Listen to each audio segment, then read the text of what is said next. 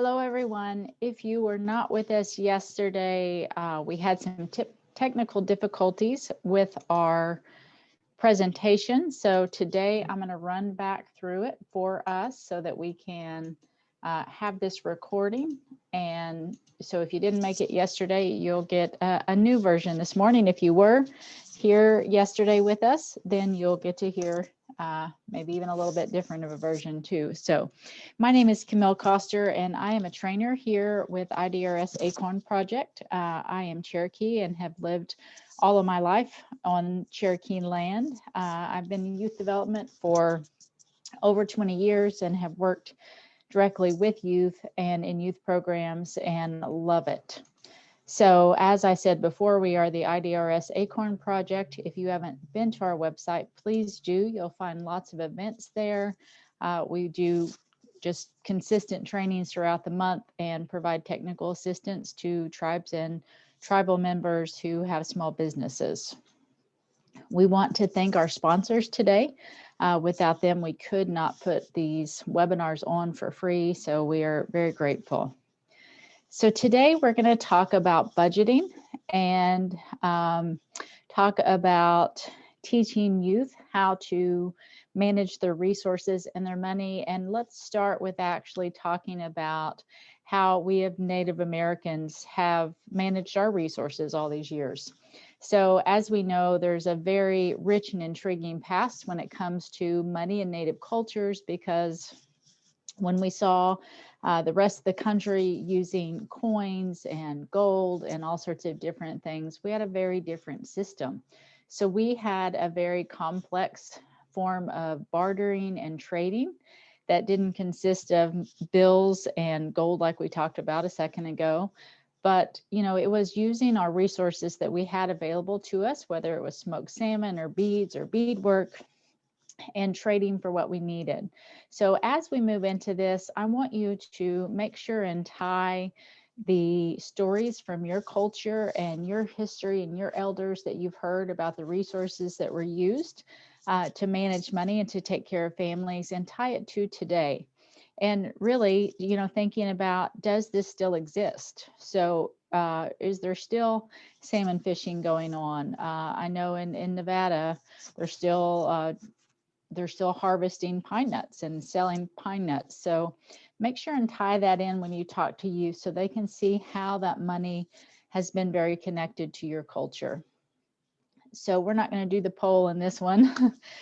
So our poll that we talked about was if your family discussed money. So yesterday we had only one person out of all of our participants that said they learned everything they needed from their family about money, and that's pretty true to what we see on the chart. Nothing is wrong or right about if you have been taught about money. It's just the learning curve that we've all had. But, you know, we need to teach our young people about money because it's more difficult today more than ever, and we'll talk about some of those things and why.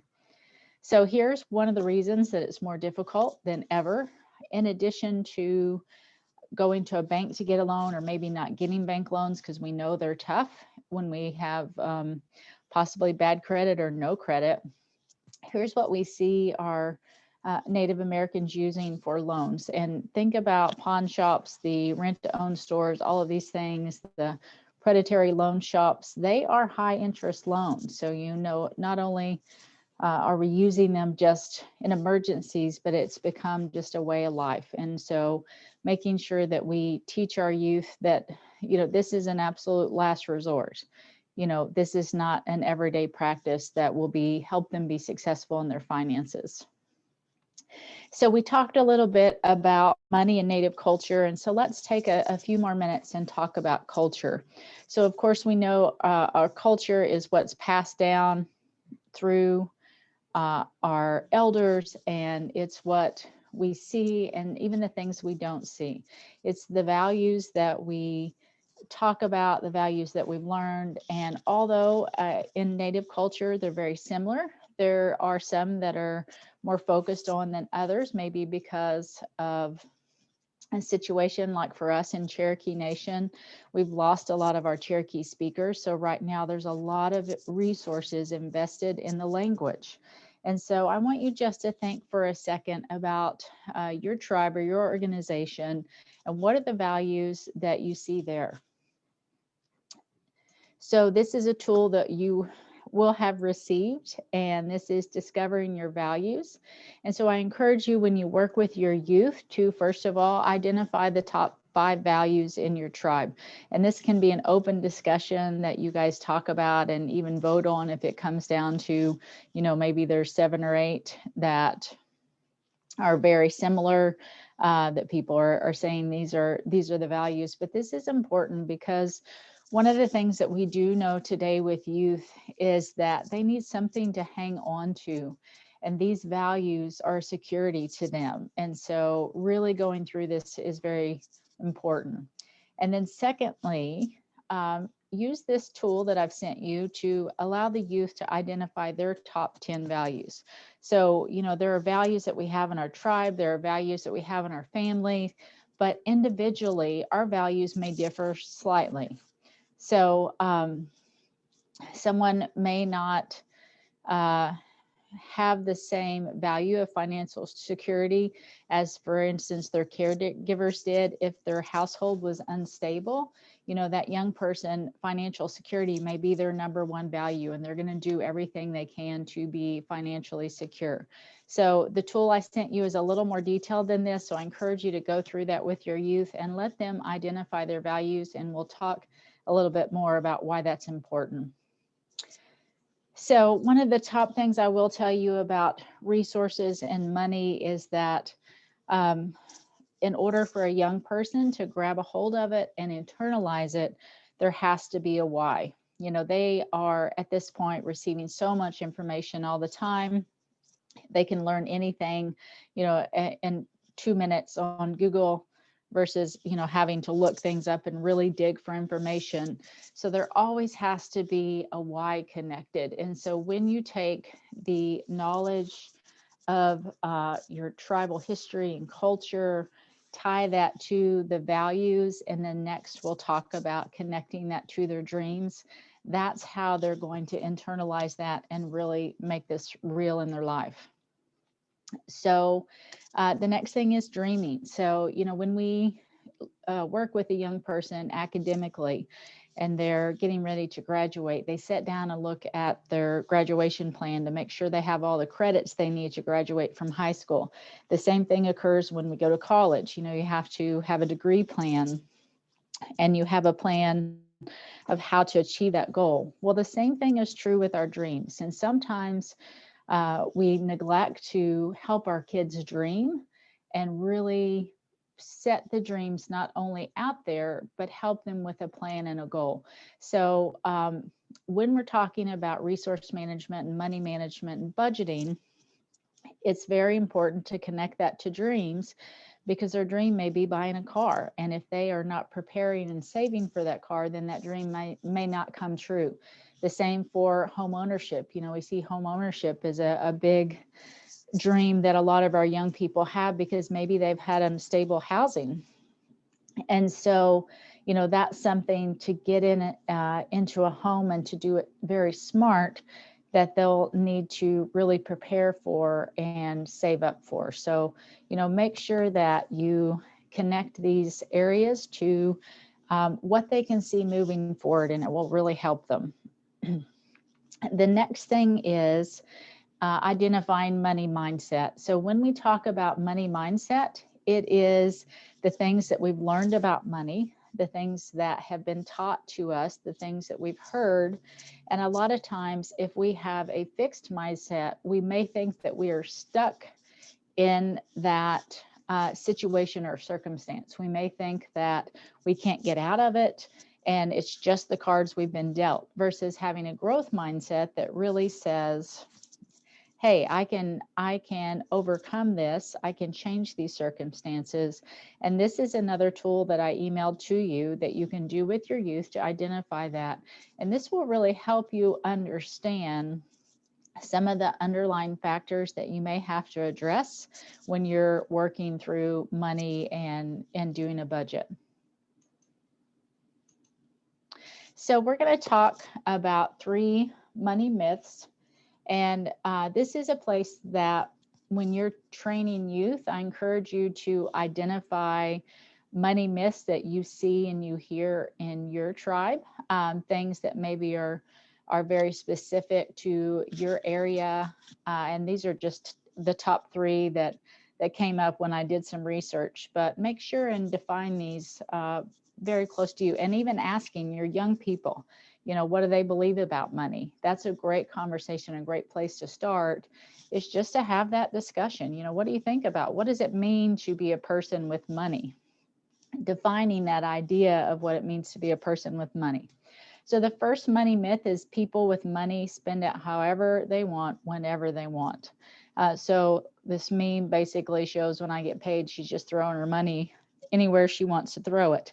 And that's simply not true. When you really look at someone, and we all define someone as having money differently. I look at it as someone who can pay their bills, is preparing for the future, can take care of their family, and take care of the community, that they're generous and give back. They really have a plan, and they have decided how they're going to manage their money in line with their values. And it's not a restrictive concept that they can't spend their money. It's more of a concept that here's what I value and here's what I'm going to spend my money on. They're not impulsively buying. They may have a plan to sleep on things if they need a big purchase, or they do a lot of research, but it's just simply not true that somebody with money is just handing it out all over the place. The second money myth is those with money spend more than they make. That's simply not true either, because if you spend more than you make, then you're not going to have money. You're going to be grossly in debt. You're going to be in over your head. And so that's not true. And a great example is how we purchase. So I think a lot of us, when we were younger, maybe went and bought our first car or our first big purchase, and we really didn't know how to do it if we hadn't been taught. So we start looking for a car, we see the car we want, we go to a dealership, and we negotiate for that car. The first one, we probably were not smart enough to look it up and see what the value of the car was at the time.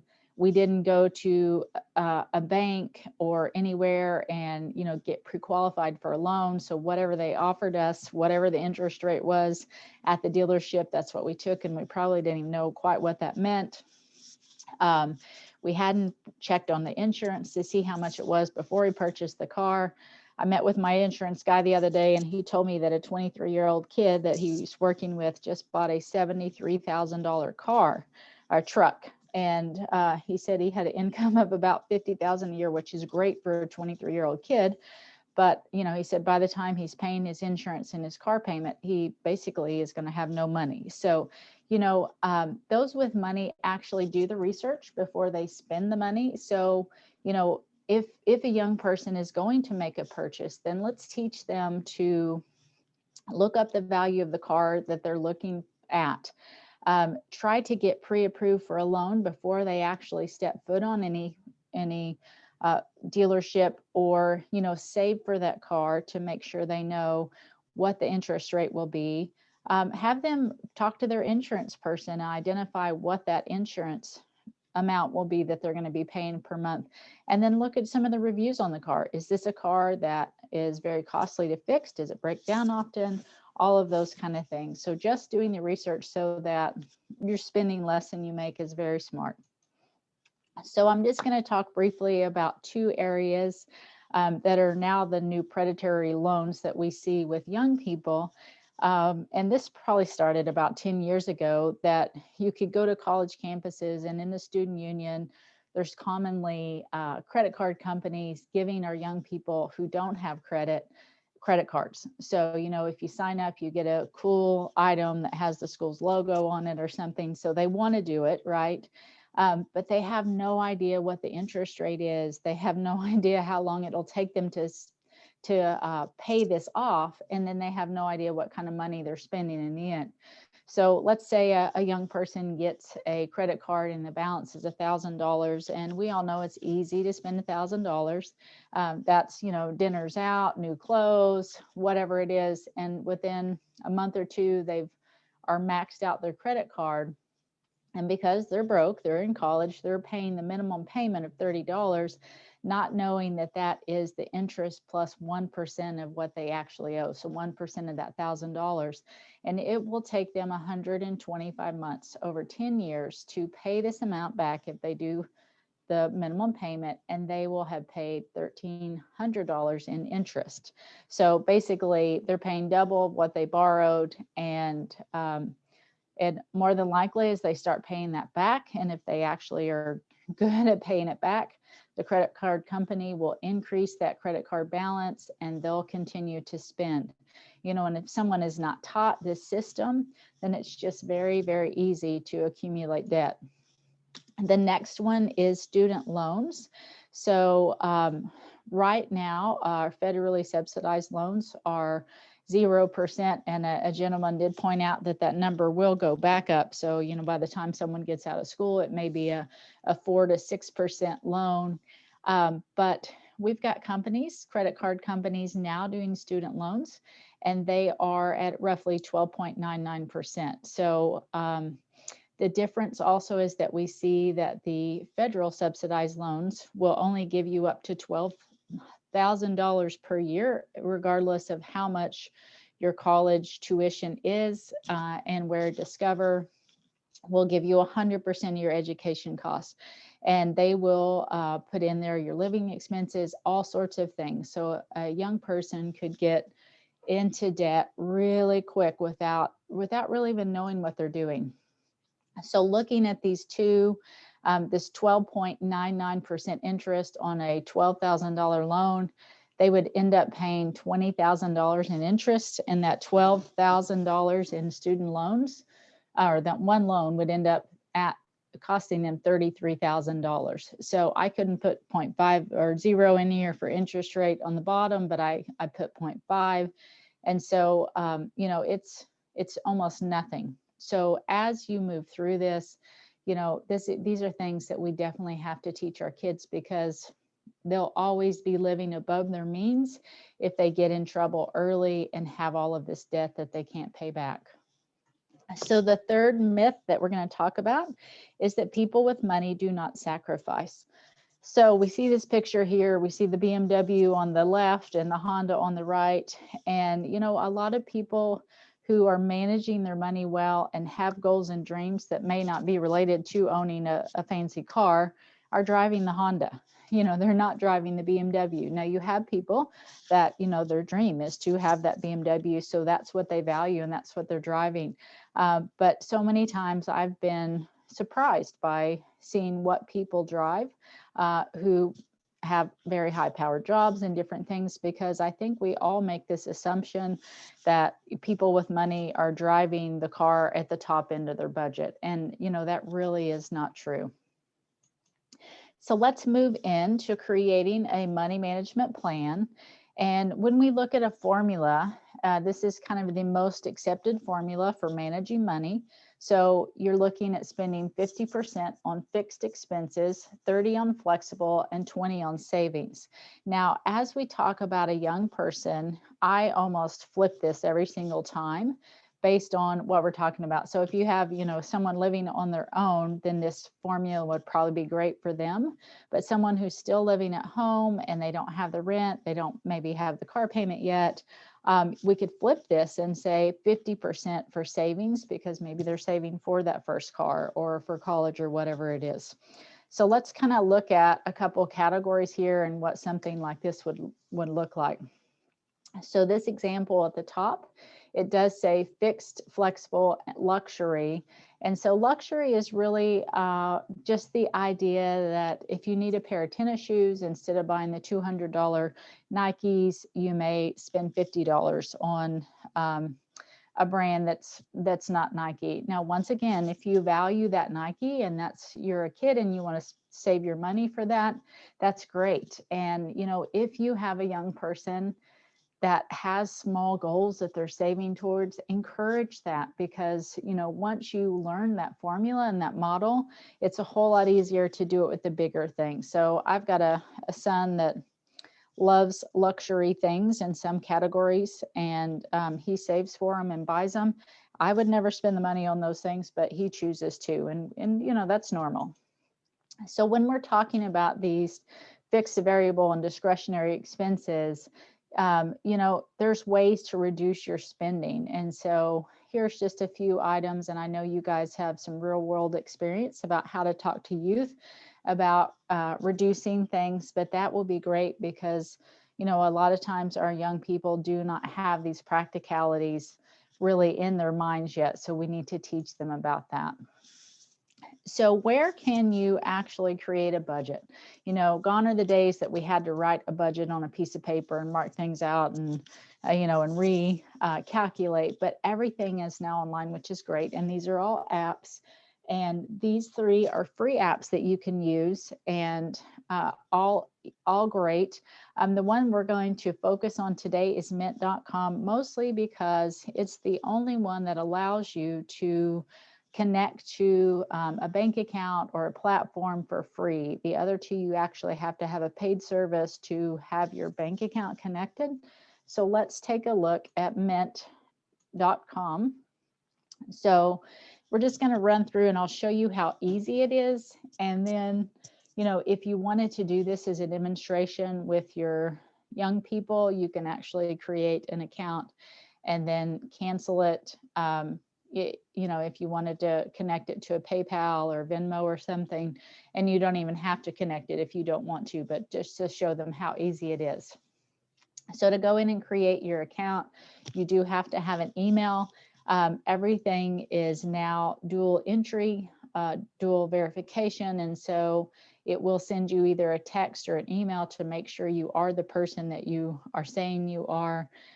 You can link it to a bank service. And I love this one specifically because a lot of our kids are using PayPal and Cash App or Venmo to pay for items that they're purchasing. And it will connect to that and actually create a budget from those platforms, which is great.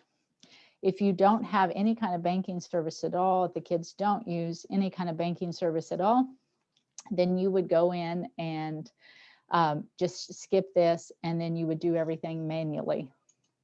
So next at the top, you can see there's a tab called budgets. So you can actually create your own budget if you did not connect to a platform. So if you connected to a platform, it will automatically put things in categories and you can change all of that. But if you didn't, you can actually go in and create your own budget. And, you know, once again, if we can teach our young people to do this when they have a small amount of money and live by it, it's easier as we gain money versus not living with a budget at all. And then all of a sudden we're trying to manage our money and it feels very constraining. So the great thing about Mint.com that I love is on the bottom left, you see it will send you notifications. So if you're getting close to a budget item, like you put in there $60 and you're at $58, it will send you a notification saying, hey, you're getting close to that. Or if you're over budget, it will send you, and so you can go back and maybe you have to move money from one budget item to another, or just know that you're over budget and you've got to look at that for the next month. So that's a great one that will come to their phone as they spend money. And then the next thing that I really want to point out, and that you point out to your young people if you use this app, is that they actually fund the app through trying to get people to sign up for credit cards and insurance. And, you know, our young people under 18 should not be able to do this, but making sure that when we teach them about these apps, that we teach them how they're making their money, and to ignore all of that and not to sign up for these things, because it would not be a good idea in the end. So that's a little bit about budgeting and managing money. And, you know, I encourage you to have a lot of discussion around that, whatever that discussion needs to be at the level of the youth you're serving.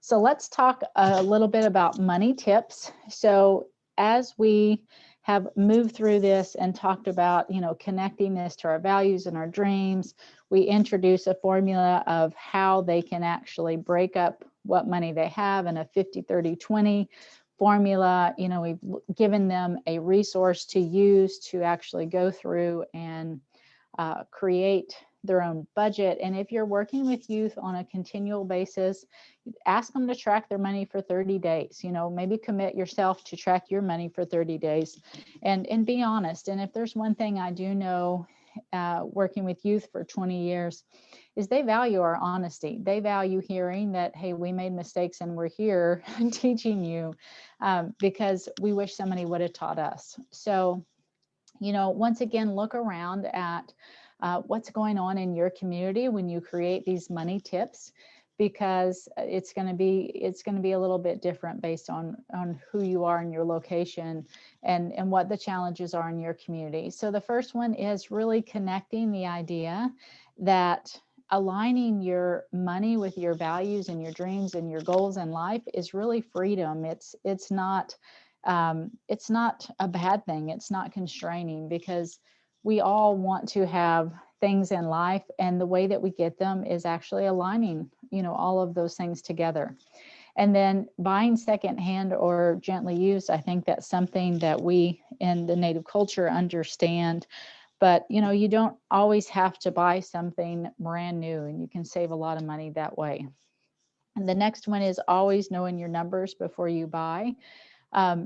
Before they buy the first car, before they get furniture for that apartment, knowing what it will cost them for that couch in the end. Going to a rent-to-own store that will only be $25 a week for the couch, but how much is that couch going to cost you, and will you even have it 4 years from now when you pay it off?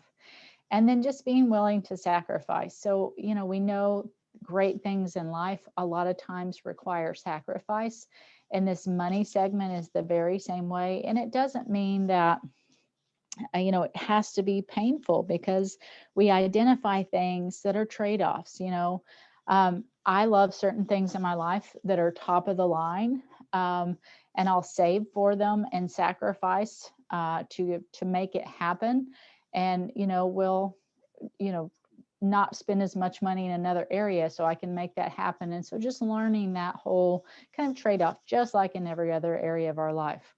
And then lastly, of course, aligning our spending with our dreams and goals. So I'm just going to give you an example of someone in my life and, a reality of how this happens.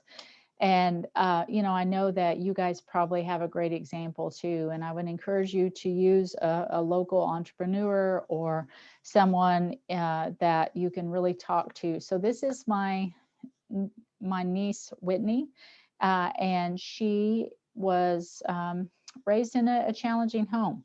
So, I remember their electricity being cut off quite a bit, their water being cut off. House repairs didn't get done. And so, at one point I remember them not having a sink in their bathroom. They were brushing their teeth in the kitchen for a year just because there just wasn't money to fix that sink. And my niece Whitney at 16 ended up getting a job and has worked very hard. And just a couple of years ago, after having kids, she decided that she wanted to own her own business. And it happened by her throwing a big birthday party for her daughter and had made all these gorgeous flower arrangements and centerpieces. And she had invited quite a few people. I think there were 20 or 30 people that came to this beautiful party for her daughter. And as a result of that, her friends were saying, Whitney, you need to do this for a living. You are so good at arranging flowers and making them look beautiful. And she lives on a large ranch, and she forages a lot of the greenery and different things. And in the winter, her arrangements are a lot of dried flowers. And so she started doing this part-time. And a year and a half later, she's doing great. And this is her full-time job. And she has, at this point, 3 to 4 full-time employees that she's brought on and some other contract workers. But you know what? Regardless where we start in life, we can get to that point where we align our money with our dreams and we can make it happen. So what happens when the young people say, well, yeah, this is all great and I'd love to have a budget, but I don't have any money. I'm broke and I don't get an allowance and I don't, I have no way to make money. Well, that's really the next step in our series because every young person can start a side hustle, which is just something they do, outside of school, because they're all going to continue to go to school. And some great examples that we see in Indian country across the nation are kids who decide to resell potato chips or candy bars. We see some of the lawn services and babysitting that we know about with youth, but we see a lot of other things that are quite amazing. Young people starting some fishing tours in areas that salmon fishing or different kind of fishing, trout fishing is big. So we see elder care, like going in and changing out light bulbs and doing small projects for the elders in your community that cannot do them. And then, of course, there's a lot of online work that can be done. So in one particular community, a young man who was so good with a computer and so savvy with resume and interviewing skills. Like, this young man was not even 20 yet, but he could tell us everything we needed to know about resume building. And so one of the things that he wanted to do was help people build resumes. Well, he's just looking for a small amount of money. He's not looking for the hundreds of dollars it takes to actually go to a professional resume builder. And so, we teach the kids in our Side Hustle Academy to identify their own gifts, skills, and talents, and then take those and start generating money from them. And the great thing with that is, even if it's $5 a week, $20 a week, what it is, it gives them that sense of empowerment that they can actually determine their future with money. So that's super important. And those are the next steps. And so our next class will be on May 27th, and it will be around big idea generation. So we will be walking you through the process of how to help youth generate ideas. So we have a curriculum, like I mentioned before, called the Side Hustle. And in that, there are tools to help the youth build out, just really identifying their talents, their skills, what they like to do, what they're not willing to do, all of those kind of things. And with that, we had a lot of discussion yesterday about IDRS and what we provide. And so if you are someone who would love to teach your young people about loans, about credit, about, preparing for their per cap, understanding budgets and just money management, all of those things, we do provide that one-on-one in summer programs and throughout the year. So if that is you, please reach out to me and we can have a discussion. So like always, we are grant funded. So, we don't want to let budgets constrain anyone. There is a cost for our program, but we do keep it as low as we possibly can so that we can offer it to as many young people as we can. So with that, I thank you so much. So glad you joined us today for this second session, and have a great afternoon.